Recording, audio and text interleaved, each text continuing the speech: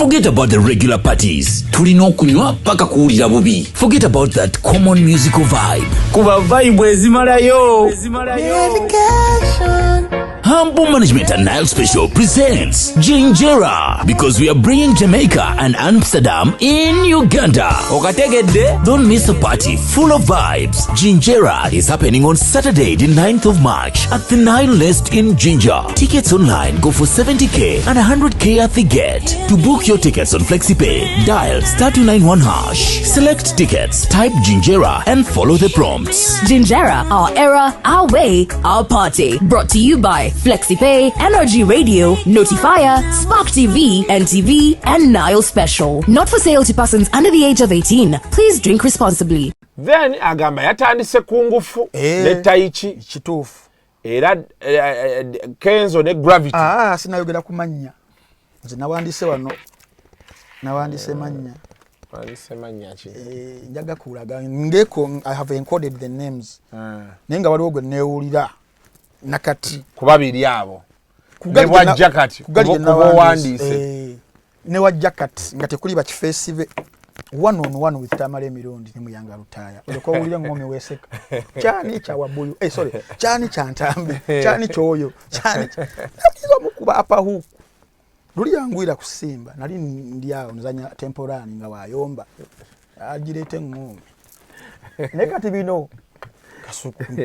Pajagaba filimu zezi mwogeza muno wacharaba filimu nyingi. Yes. Nzilaba nekati natandise n'okubeera training. Coach wange Jenan. Ono tuwako ko video ya Ntambi nga asitula ku byuma producer afe. Tochikola. Producer tokusaba ojja kuterayo ku video abantu balabe training ya Ntambi. Tusewa. Oba nesobose omusajja omukuba pahu. Oba nandekayo.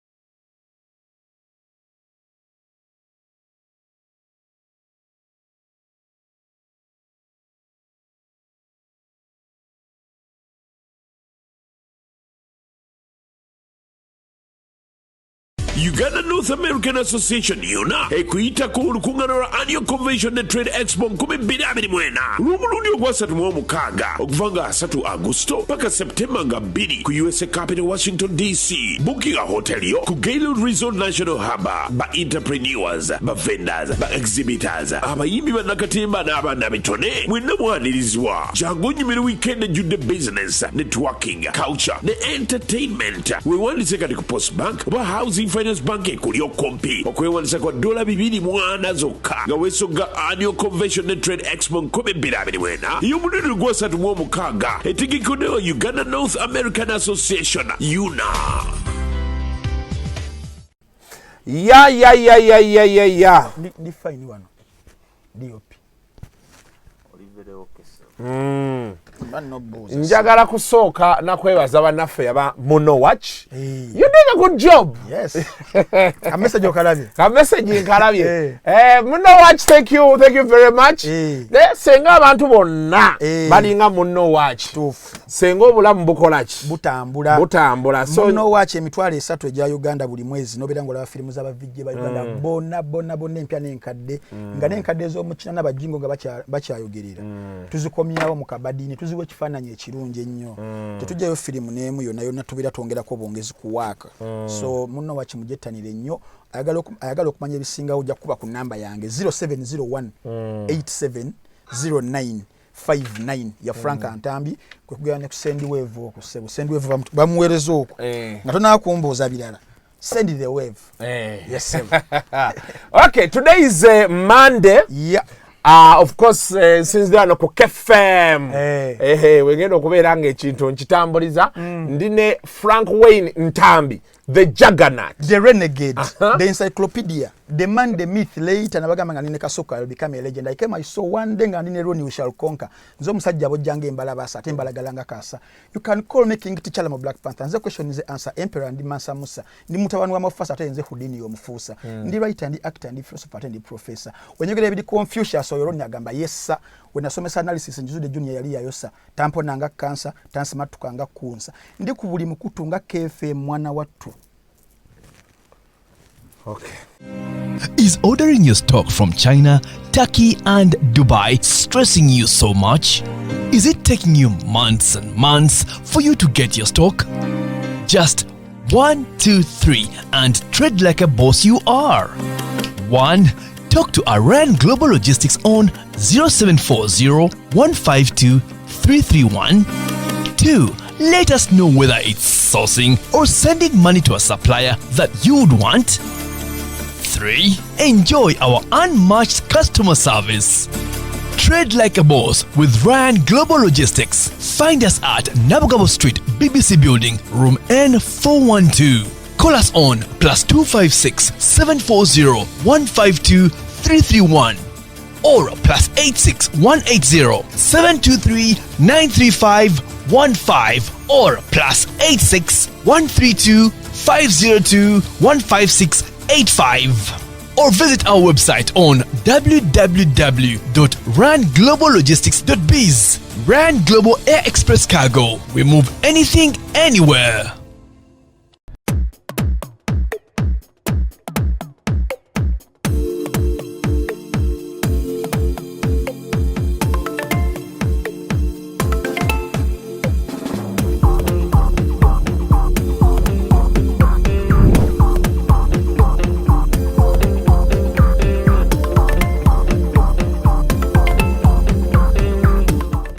That is Frank Ntambi for you. Kagundi yako nkasazemu ka intro njagala kabeere kokka. Waliwo yangamba manyi bamanyira lekerawo okweyitaga amanya kijjaku. Waliwo yankubira nonga ava UK. Stop calling yourself the juggernaut, the professor. They have to call balina byo kuyita namugamba mukulu. Gosiro bamanyira nomugamba oba kiki bamanyira bada nawe tulide Frank Ntambi ffe byaffe byanjawulo eno tetugenda kwogera ku bitaano bya mpuuga mpuuga naye anaye toyise sabiri bunsi mpuuga sebo bamugambye azzeeyo ebitaano bamugambye tazizaayo wabula awummule alizayininge kiri ekifo kuba yitasobola bizzaayo nemanje guggwera mukabaka yekka bagenda mukabaka yekka anyway it's a discussion for another day. Tutandikirewa wonna nze wontandikira wankubira essimu no nga toli happy ne Dr. Tiamari omaiti zijukiridde wano Dr. Tiamari twamukyaza nankuba nakuwa ebibi yampa nembiwulira mu kabedo tumala twesinkana ku birthday yo yajja is a very talina buzibu it was our first encounter twali twelabangako one on one naye yali mu happy moods nambuuzaako bulungi nange nemubuuzaako ekitegeeza whatever he said probably he never meant it and if he did era he is entitled to his opinion sisobola kubeera nga nkola ki nga nkimuwalanira ekyo oba nga nkimuvunaana kuba ffenna tutunda ndowooza era nange kyenkola ntunda ndowooza waliwo abatagikkiriza waliwo abagikkiriza so for him yagamba ki ye yagamba kironi nti Kasirye is a better analyst than you. Sina better yangamba byenjogera sibitegeera tebikwatagana and he was citing najja wano simanyi nanjogera ebyessabo nabiraba naye ekisookera ddala he's a comedian era naffe tulinamu preferences nze nyinza okugamba njagala Maria ki saagala Tiamale tegubeera musango naye ku ye walaba nga waliwo ali better than me it is okay Kasuku nagamba nze saagala beerako number 1 wa bino ebintu njagala beera number 2 mu 3 Michael Jordan, the greatest of all time. Yes. So ali entitled kwekyo kinze kyendowooza naye nze kasambera nga nsigala nkyayitibwa ku platforms nga Kasuku Live. Nsigala nkyayina TV ezimpa buli week nti BBS empa nenkola buli week Saturday and they pay me. KBS they pay me every Saturday nayo ninayo ko show. Yo ya film, analyze film and movie. BBS nembera yo, NTV the beat nempita, Spark nempita, kiba kitegeeza nina relevance. Ate nga ne shows zino ze mumpita kuziba nga zitambula zirabwa. Relevance ebera. Olunaku lwe lulikera nga tebakyandaba, nga nfuna 10 views, 50, nga nkwata mu ebyange nga ngenda mu kyondo ky'Abawarabu. Osobola ogenda mu Bawarabu. Ukiba kiganye. Nga nkwata nga nfuka Janeta. Nga nsiimuula. Naye saawa zino nga ne bawero wishers bakyasindika sendi wave kumpi buli lunaku. Kasuku. Ofuna sendi wave. Abantu banjagadde. Kasuku abantu banjagadde. Naddala abantu be Canada, USA. Ne UK abamu ne kuba UK basindika 10,000 tebavangawo. Ono yansindikidde emitwalo 3 mu kanana $10. Ngamba naye kale wagumbulusika abanako ye munywanyi we. So all those people nga bakyakola ki? Nga bakyakuliko. They appreciate. Yeah. Okitegeera viewership nkyagiri na weeri. Ebisigadde bagamba background noise. So mbasi bifaako nnyo. Ate criticism naffe tufuula better. Era omuntu yenna akyawa criticism omanya tagenda kuwangaala. Kyova olaba nti naffe omulimu gwe tukola. Nze I do critical analysis wadde gundi yakigaana kyamagero. Naye kyenkola nti mpe endowooza naye nga tegenda kusanyusa. Okusinziira saagala nnyo kujja kuwaana abantu wano Kasuku siri PR. Naye okusinziira ku byoleese I counter. So ebiseera ebisinga bibeera very harsh. Mu kubeera nga biri very harsh, people like Tiamali bajja ne bagamba Ntambi akola kimu kya kuvuma. Okitegeera waliwo n'omukyala omulala yagamba nti nvuma. I don't abuse. I know the difference between criticism and insult. I never insult anyone. I never go personal. But do you do positive criticism? Singa bagamba nti ba analysts bakola negative criticism. No, you do criticism, but others feel like maybe you should do positive criticism. Oh, yes. Because positive criticism ye maliriza nga egabye solution. Yes. I think sometimes kisinziira Kasuku. Omuntu agenda kujja yesuwaliza ku ttaka lya musajja Wabuyu. Oleso omusenyu agala kuzimbako and you expect me okuweweeta. I'll come out nga ndese yes negative criticism because that's what you deserve, that's what it calls for. Wono gena no wangula BET award musuuza nja kujampa positive criticism. Watch tegeera. Wono siriwazanga nzi jampa criticism gwe kusaidia jabera negative. Nenga checho. So nze nganzo omuntu I never want to go personal on anyone. Mbera ku subject matter kati ate mu subject matter mwembelera very harsh. Nze ningango le musajja Graham Sunes. Omutegede analyst yo mpira. Tiye kuva we yayingira Sky tayagala yanko United ali very very negative. Ne amazeke myaka 16 okitegeera. Roy Keane kuva yava mu United yatogedde kirungi ki. Tewali. Because alaba tetunatuuka watwagala. We are playing poorly. Era nga jagamba ono balina okubanga bavaamu. Ono ye buli week because tanalaba kitereera. Kati nange no performing arts ebiseera ebisinga nja kujjanga I will always be negative quote in quote bajja okumpasivinga because nina wenda ba tulina okubeera nina wenda babayimbi balina okubeera naye tebannatuukawo olw'ensonga olumu they antagonize themselves bongabo. Kati wenvaayo I might not provide solutions because nyinza okubanga sinza alina antidote naye ebyo byebogeddeko ebyo bwe baleese nja byogerako mu ngeri gye bayinza okurecevinga mu bubi. I don't have any personal vendetta against anyone. Munadala mu industry so tebakitwala we batyo. So last week I had a video of Chamagero on the channel when he was talking about bloggers, and in some of our discussions when we met you were like you don't agree. Yeah. I don't agree with his submission. Partly, I don't agree partly. I won't say that I don't agree entirely with the whole piece. But omanyi omunnamawulire nga Chamagero ebiseera ebisinga omulimu gwe tukola it is just a thin line okuinsulting omuntu oba okubeera critical of what they do. Kati abantu abasinga naddala baba bakireceiving abakirabanga gwabeera abeera mulinyira mugaati because when you come out and say those people balina gye bayise balina bye bayiseemu ojja ng'oyagala mu pullinga down tekimugana teekamu giya ya ndala kukolako obulabe bwakozeeko for a journalist ndowooza teyali provoking the situation eyo kubeerawo because if he does bali bafuna legitimacy ne bagamba olaba nekyamagera ayogedde mu ange eyo mukana akaseera kasuku ke tulimu. Yes, I agree nti waliwo abantu abalinganga ffe abakola omulimu bwe guti abakikola obubi abaana ba TikTok abamu si bonna nti afuna essimu n'agyeteekamu n'ayingira omuntu one tewaliwo facts amanyi kasuku facts nga zo ozirina on the table nezibeera nga ziri hash zisigala facts. Yes. Nesiga go creating ebyo mu mutwe n'obiyita nga si facts bwe buzibu. Ate just yali ayogerako ng'agamba nti when you have your facts, yes, you lay them on the table. Okitegeera era nga naye agamba nti as you lay them maybe because where I concurred with him was today tulina abaana bangi ababloginga. Yes. They don't have the facts, the tone they use. Okitegeera kuba waliwo omuntu ajja n'agamba nti Kasuku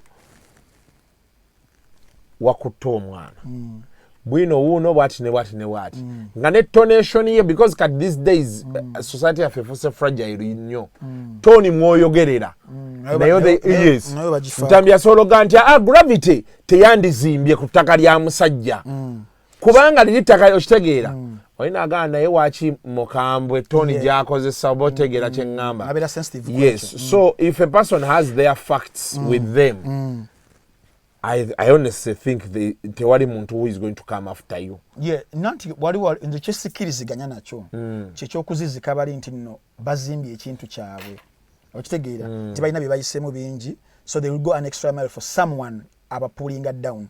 I can pull you down with facts.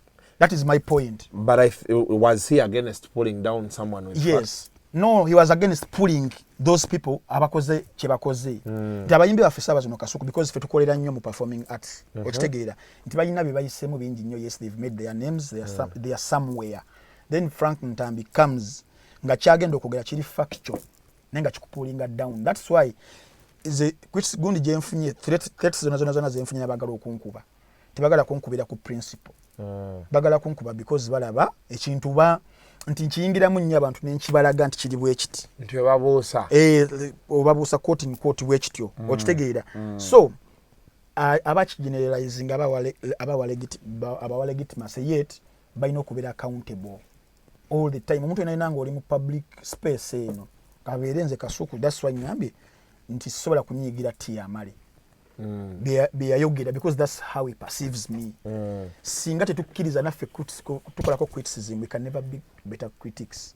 Okitegeera kakati saaba zino Kasuku ekiriwo kyekyabayimbi nti nobo babuildinga kingdoms zaabwe eyo tebaagala kugambwako n'ebiseera ebisinga kakati mwe Kasuku naawe kenyini ngutandika amawulire gono mwali mwegoba n'abantu abayimbi onawo watuuka because of the experience nebbanga lyoluddemu nakikyofuuse nga tebakyegoba naawe because balaba like oyina ensonga lwaki olina okubanga okikola. Then this generation eyaffe kituli ba youngins twakagujjamu tinobeera olina facts zitya nga zilaid on the table. They will never respect you. Yes, tebajja zireceiving bulungi. So kati gwe issue eri nti bano abasajja mulina bagambako. Yes. Until they understand nti wadde mwakajja. Yes.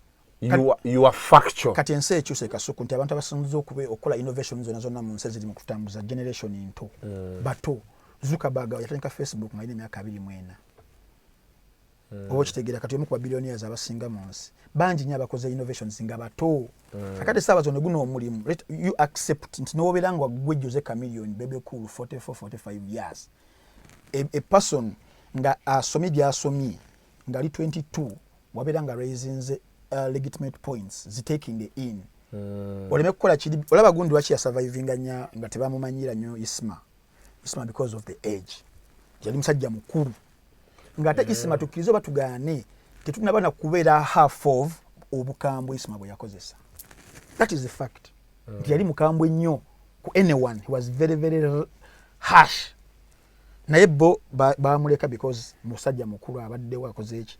Ne katugwe n'ojja ne kakwota ka harshness because bakulaba oli mupya bakulaba oli muto bakulaba tolina sente tebajja kufa ku the subject bakulanga kiyenje yes a cockroach but we are not cockroaches my brother essaawa zino era omukyala yali abuuza oli omukyala yali abuuza n'agamba bw'atayimbangako wakyogera ku bayimbi and my answer was ndi mu performing arts not taking an extra mile nanjagala kusoma Llo Kasuku kutewuliriza Ntambi why not utandise misana I wanted to study law I swear upon the living God ninga sina sente because ntandika okowera musinya ya kutaano muzeyi wange nzijeko engalo sente tezikyaliwo I was raised by a single mother nga tuli bangi natuka buli omu nampushing nga golina okweyongerayo senior 5 LBSS buza abaana abaliyo senior 6 katanga nene okutula ebibuuzo I would have ended up like Juliana bamujja mu kibuuzo kyennyini senior 6 nange katabanzi Juliana bamujja mu kibuuzo yes yayogera story mu kibuuzo nyinyi nange katabanzi jemu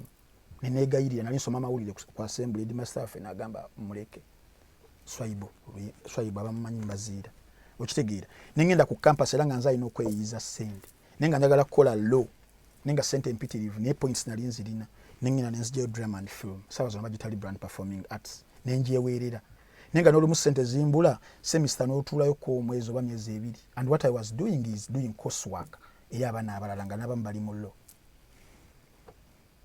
That's how genius I am. This head. Don't play on me.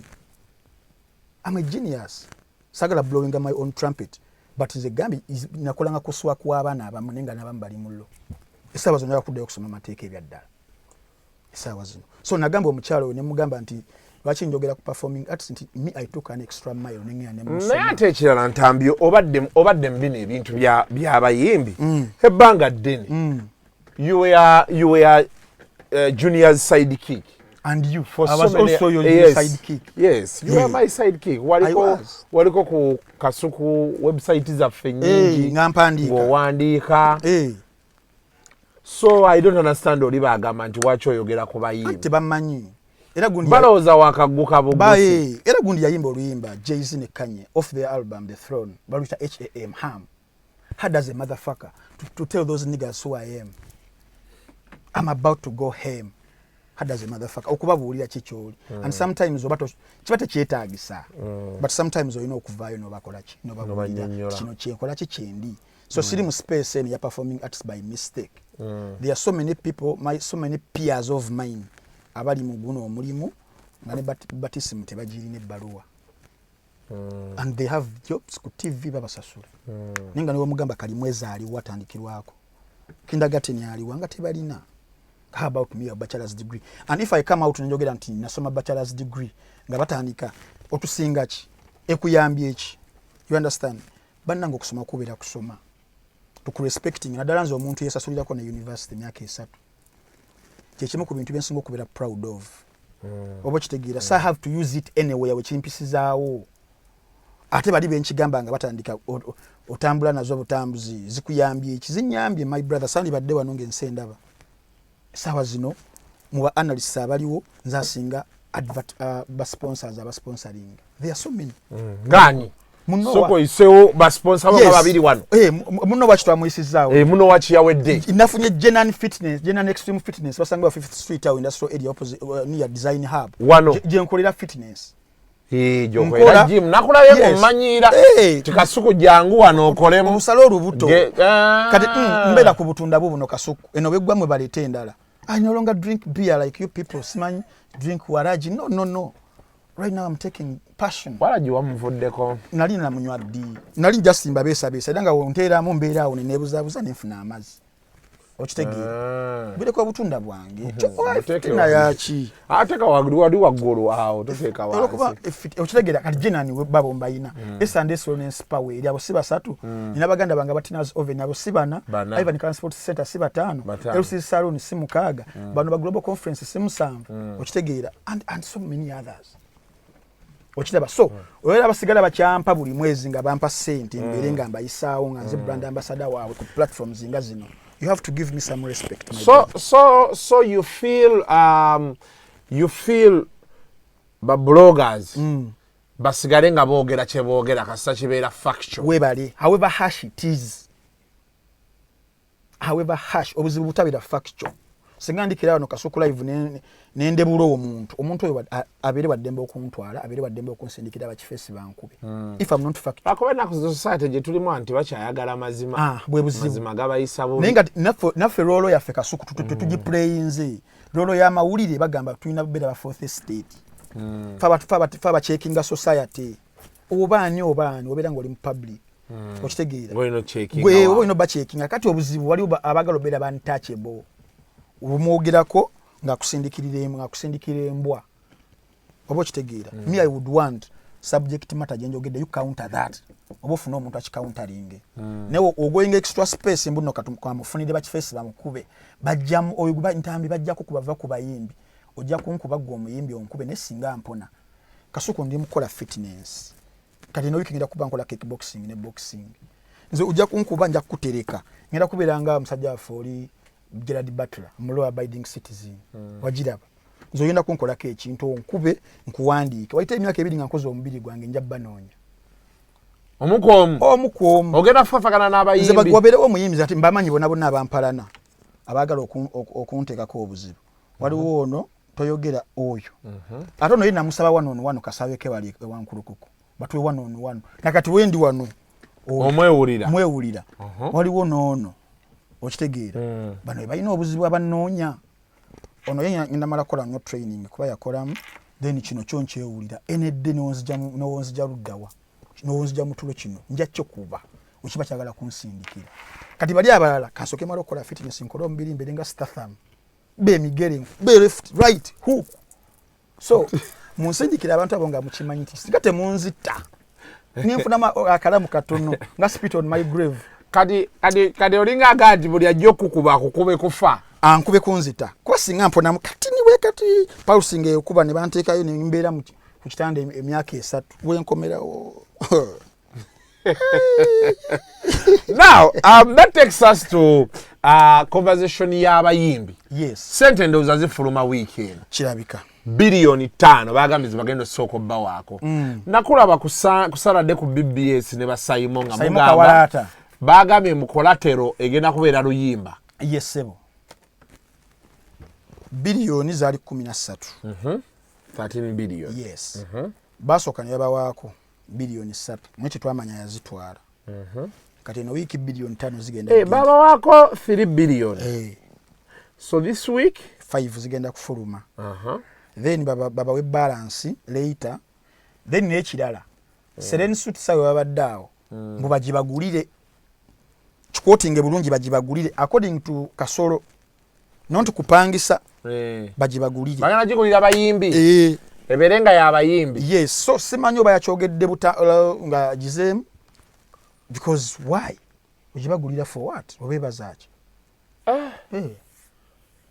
obo kitegeera kati soko lindeko so government is buying musicians awo yes. But luri kaye yali yatugamba earlier on years ago the plan was to get them a place wali ebwe bajje ebyafa byonna sente y'omusolo yatokomokerawo bali bakikoze arts center simanyi bikoze biti eyo nefa sente irange egenze bagenda bakuteekayo biki ebirala kakati ne beewuba okuserenji abadde bakolera ebintu ne balya ne beebaka ne bakola batya sente nezi accumulating and nalaba minister agenda are defending why they have to pay them. They were talking about over 3 billion that they had to pay them. But for what? No, but people ate and drank. Why were selling you. Why in the first place they opted to go there? That extravagance and opulence. Why? Anti omukyala agamba nti mu bibo abayimbi bye baraising abo balaba gundi yeyo ku kawungezi yagamba nti abayimbi babatuukirira nga bagamba tebalina kyakulya abamu tebalina gye basula. So I think that is why ne babaweereza waggulu awo. Kyali kyamalya nsimbi because even singo manya nanyini hotel eyo no manya ne connection na Kinengeri Federation ye kyali ki planning already nga bali mu muwa business. Era nga yakimanyi mu myezi mukaga agenda kubeera abanja akasente. But if they ate and drank, what is wrong? Ngamba in the first place we tuli mu liberation yakwenulanga abayimbi. The least we could do is to go into that opulence life.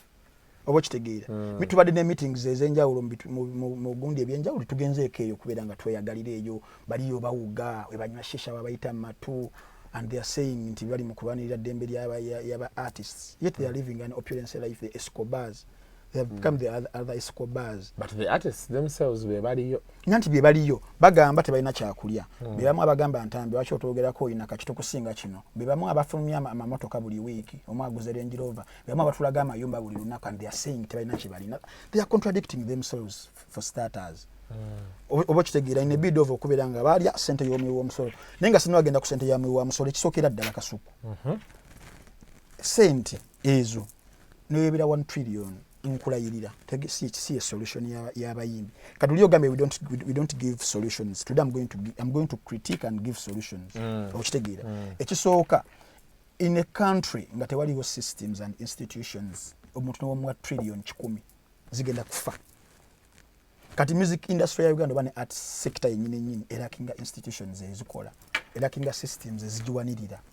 For example ekyobugagga kye bani badde basaba bonna ng'ensendala kibadde kya protectinga mirimu gyabwe. But that is bali mu parliament. Kakati ekibadde kinakuvaayo kubanga kyekirina okusooka nti you have to first build a system. Kati ng'olaba Guardiola nti yazimba system ye nti buli muzannya ajja abaagiryamu kiseleke template.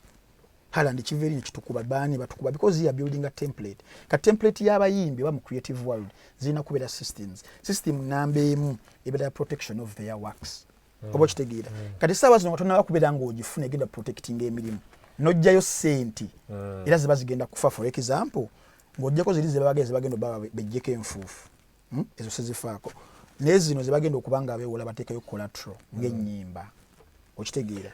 Wano biliyoni zine 5 ebbiri zakwekubako nfuufu bwe bagambye. Yes. Kati 3 zez'okwewolako. Zez'okwewolako then ziri ndala zijje maaso balance olya ku 13 because 3 naye era wakwewolako. Yes. Kwewolako. Bakyasobola no bawenda. Ate nze I'm not against kubeera nga bafuna ssente mu government. Kubanga nabo it's a grouping ewe emisolo balina okufunayo nga abalimu beekuŋŋanya abalunzi baani bonna those organizations. Eyo si ensonga era sikinaako obuzibu. Obuzibu bwennina ssente zino zigenda kuvaayo zigoyinge into waste because they lack systems zigenda okuba nga zigiwanirira. Nti saawa zino ogamba abayimbi beewole ssente ng'olina biliyoni 3 nga abayimbi bali katugambe n'obo kiziro oyinza down abayimbi 10 just ekitono abayimbi 10 ate buli omu nga bamuwola okusinziira ku maanyi ge. Sende Jose Camillon zagenda okwewola babebe ku sende zezimwe zakabako. Kwa bebe kula ajja kugamba ndagala kushootinga video nga shootingira mu America. Njagala emitwalo mukage ja dola. Kabako yagambe nja kufuna Darlington 01 ajja kusaba obukadde 5 nachi. So zaawukana. Obo kitegeera. Kati obuzibu webule wozo omuyimbi sente katugambe obukadde 2 it has just 0 down to 20 million.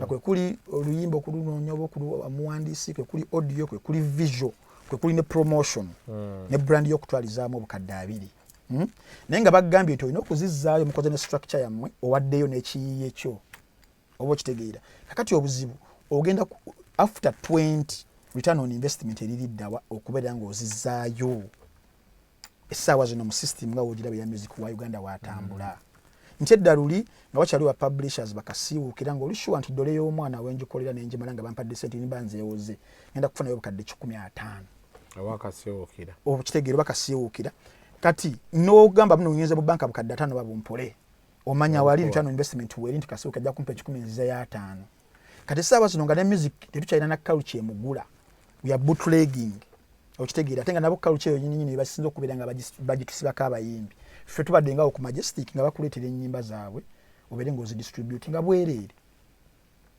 kati culture neekola kineebeera mu muntu ntasobola naggula kiyiye kya muyimbi wa Uganda because alimanyi wasobola okifunira obwereere kati eyo culture ntona akuddamu kuginstiringa source of income ku luyimba lwe eriruddawa baba basigaza kintu kimu performances bivulu oba concerts saaba zino gwebuza ene promoter mu myaka gino 5 ombuliyo promoter just babiri abafunye mu bivulu nga tewali.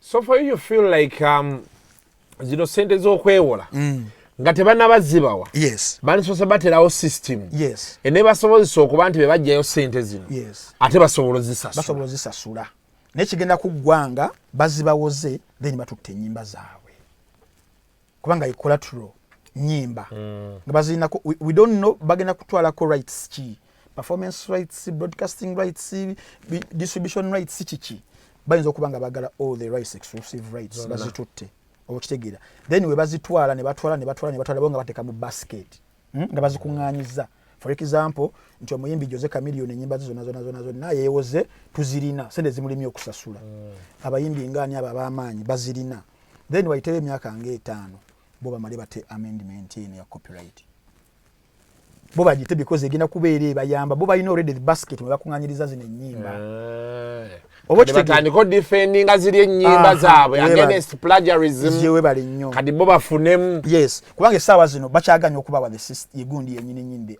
gye beetaaga eya copyright amendment kati basooke bazibajjeko wano because mu business tezigenda kubanga zidda bamala zikuŋŋaanya katalogoza abayimbi ab'amaanyi then bate amendment wali okitegeera waliyo you got you era kyekyali ekigendererwa essaawa zino ogundi akaaba sebatta akaabira ennyimba ze baazitwala tebamuwa ssente bamuwa busammambiro oba okitegeera anti n'obutamanyi olumu ne desperate because tomanya kijja mu kintu kyo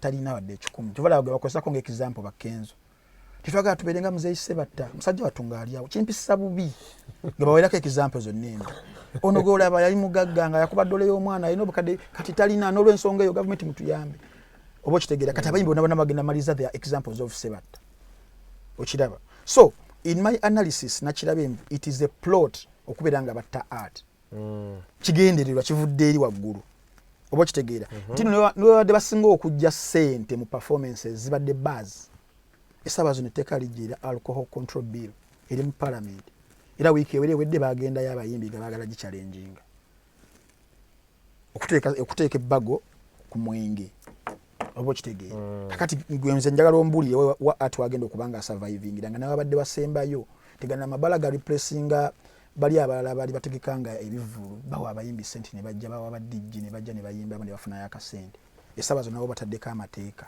kati ate agenda kusurvivingira luddawo so n'olw'ensonga eyo ndowooza nti ensonga eno baganda baffe bakenzo bali baddemuko engeri endala gye bagirabiramu because at the end of the day the head bagenda okubanga batunuliza amaaso I'm looking at Kenzo zibayirayo mufaako era mwagala is my hobby naye every time I come out ebiseera ebisinga mbeera negative of him nekirowooza abantu nti I have a personal vendetta against Kenzo no but because ye head nga walaba nti essaawa zino webatukuba tebawandise ku Twitter muteni haga agende musajja wattu he should go because they should fire him yes yabeera wali waggulu togenda kwogera ku Rashford oba Ganacho era wasirise oli kuteni haga musajja wattu owakawalaata olwokuba ina akawalaata agende okiraba so ne wano Kenzo agenda maliriza nti nno gwe bagenda okutunuliza emidumu webati fwega yabadde buildings career ye obulungi ennyo ng'erina we badde etuuse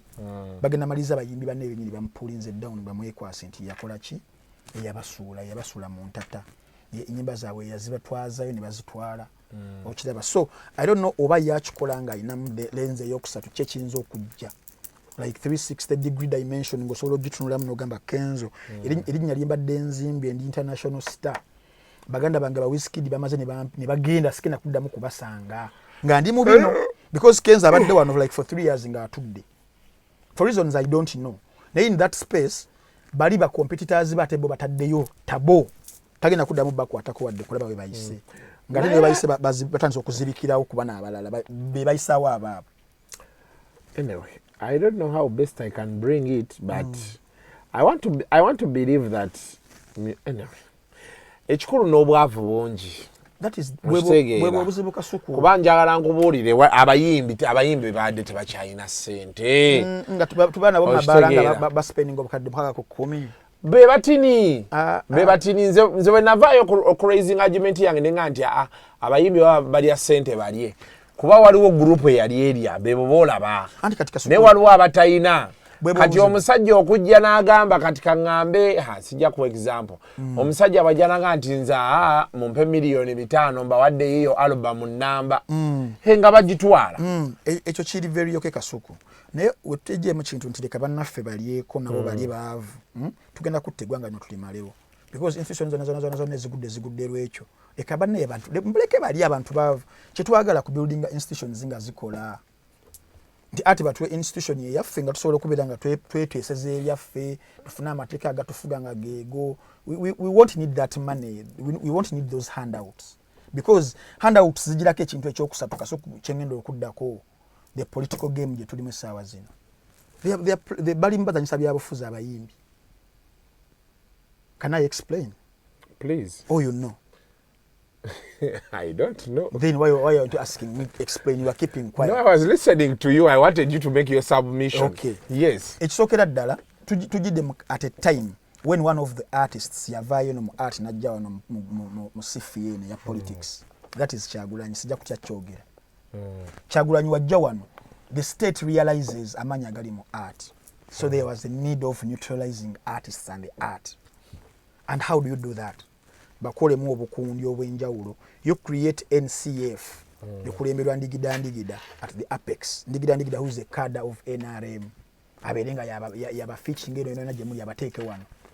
Bwamu kyali ku NCF umanefuna amaanyi ngemu ku amzeza amaanyi eziri mu fraternity ya music nefuna amaanyi ne lobbying ebyayo. Ebe kyali mu kulobbyinga you create an opposite, that is the federation. And you're giving us an impression in ina powers over Uma. I think I'm Mateka Terina because it is not a federation. It is just another association. Just a federation by name, by verb. But Mateka is not a federation. Terina bibina biji federating. It's a federation in Chilaratino Chibiranam Act of Parliament. Talking the Kedabokezi ogende ku URS be registering a federation as a name because you have associations as equally. The process. Now what your Federation of Performing Artists of Uganda? You know federation by name. Mweri mugondi government mweri mugondi structure ya ministry. Tewali but there a need of a duplication. Auntie, but I think okay the problem came from Kadingabo Gambia abali mu muzanyo babala because Federation of Performing Artists of Uganda ye covering abayimbi abazinyi abawandisi bani bonna. So why do you think bali bateka was in duplications indala if ebadde ngate legitimately weri mu mateeka ngana einane powers kati kiba kikulaga nti mulimu ebituli naye wonna so federation yene egenda okujja nejjabe yajjamu bafunye batuula ne beewo obukulembeze mangu tebali we balonze tebali bavudde association zijja later ngobukulembeze bumaze okukakatawo okuba obo kitegeera kakati ekyo because desperation yaliwo nti abana abayimbi bateke mu groupings then bateke mu division and you sponsor those divisions. Uma mwechi omuwadde ono omusuubize odemu basuubirize wamu batandika okubanga beekuba kati mukubeera nga bamalira obudde wano ono obeera oba omuwewudde nti instead of eddoboozi lyabwe nabona okufuuka ono Kyagulanyi for example leka babeere ne waabwe eno nga beegira byabwe ati abeere ng'afa ne potential eri mu art nga yeye w'amaanyi nnyo and I think they know. Abayimbi benyini batana kumanya manyi ge bali gali mu kintu kya nabo benyini nyinyi okitegeera so n'olwensonga eyo waliwo political gundi eri mu kuzanyibwa wiru eri mu kuzanyibwa one art nyinyi okufa ba artists nyinyi okubeera nga bakendeera amaanyi then nono sometimes lingira nga balina bayimbi babadde buddiiro mutukubire omusajja yani obugenda ngo balaba sometimes nga tebalina legitimate reasons okitegeera so mu byonna ogenda okulaba kasuku nga at the end of the day abayimbi balina okurealizinga bakitegeere nti ati ali mu kulumbaganyizibwa ali mu bulumbaganyi ne filimu yetwe tusigaza filimu ibadde ina sanity no bajingidde bani abajingidde ndigida yajingira chairman wa UFMI.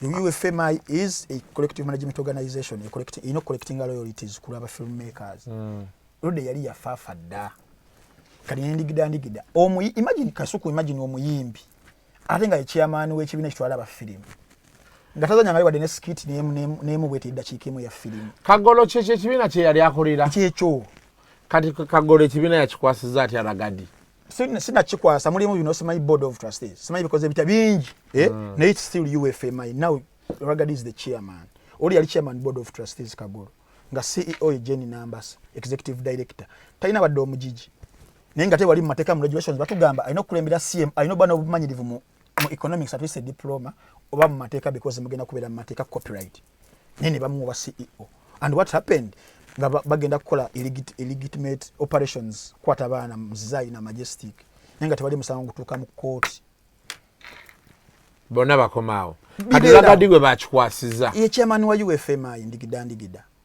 okitegeera nenge sawa zino ekiri ku ground kubeera nga bakwata baana batunda firimu nzungu ngera babadde nga bakola for the last 15 years and what they do ntino obakwata nga sike ya kuro n'ofuna abamawulire ne bakavalinga court session ne yabalimandinga then ne bakoma wewe ne bakola meetings ne bagamba ne batisatisa abaana muno tunda firimu za 70%. Is that local? But don't you think we should be promoting more local content? Tuli mu market kitegeze inagondiza ezijifuga. Market forces. Yes, ezijifuga.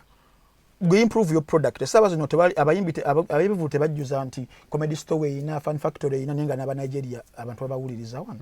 Obo kitegere. Kati kiba bale mu kitegere ekyo. Ale corporate zikasuku na corporate inspector mu UFMI 2016-17.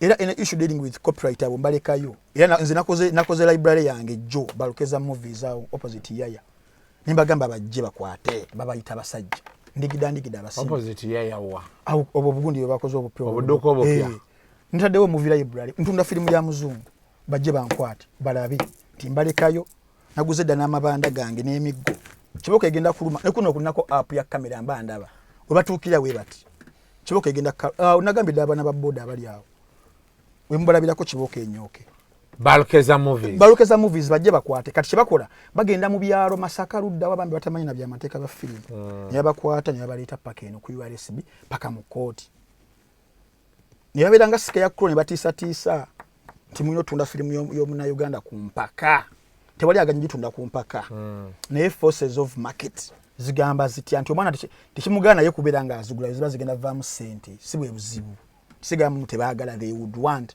but nabo basuubuzi nga wokya no gama majite gachafuna kansubule ensuwa kati nabo bana baga katu eyo muzungu yetambule yamwe yagana kati you are cracking a whip on them nga mukozesa scare tactics ngezo so mbadde gama ntine mu film nayo abadde wateredde ndigida yingiddeyo ndigida twebuza yasoma cheche kiri special nti bulumi yalina okubeerawo mu NCF yewangamya ku bukulembeze nze ndi member wa NCF mu association ya film afpu secretary general ndigida yewangamya ku bukulembeze kati myaka 7 tetudanga mukufuna wadde general annual general assembly ya NSSF ya NCF okitegeera we bagende eggulu bafuna sente bazigabana okitegeera fenga tuli eno nefe tetwagala sente twagala institutions zikole bose ndeze bazirenga yebagala but batereze institutions ziberenga zikola me I don't need those handout says sente zechibi I don't I can make my own money if institutions weziringa zikola. So Frank Ntambi's call is for institutions to work. Yes. Copyright ebere implemented definitely and enforced definitely sikukoma kokujisa nekomao enforcing ibwe. Ntambi also feels like centers abayimbi government yagala zikozesa to lock in musicians definitely emare efunemu yo of course and it is playing very well for abasoma political science ebezanye bulungi then negwe chikulekawo muyimbi then agamba yatandise kungufu ne taichi kitufu era Kenzo and Gravity sinayogera kumanya nze nawandise wano nawandise manya njaga kulaga ngeko I have encoded the names nenga waliwo gwe neewulira nakati kubabiri abo kubwa jacket kubo wandise ne wa jacket nga tekuli ba kifeesi be one on one with Tamale Mirundi ni muyanga Lutaya oleko wulira ngome weseka cyane cha wabuyu sorry cyane cha Ntambi cyane cyoyo cyane nakizo mukuba apa hu luli yangwira kusimba nali ndiao nzanya temporary nga wayomba agirete ngome nekati bino kasuku bajaga ba filmu zezimogeza muno wachala ba filmu nyingi yes nzilaba nekati natandise nokubiranga training coach wange Jenan ono twako ko video ya Ntambi nga asitula ku byoma producer afe tochikola producer tokusaba jakuterayo ku video abantu balabe training ya Ntambi tusewa oba nesoboso omusajja mukuba pahu oba nandekayo. Anyway, I hope you guys have learned something from there. Ntambi aludde mu bintu bya art nalala the technical aspect yabimanyi nnyo era abantu abali mu ezo federation senga mumuyita n'abawanyo ku zi lectures sente ate kati baba basobola okufuna bilioni 5 milioni zo 10 tezikumala for consultancy. Kasuku, my brain deserves a billion.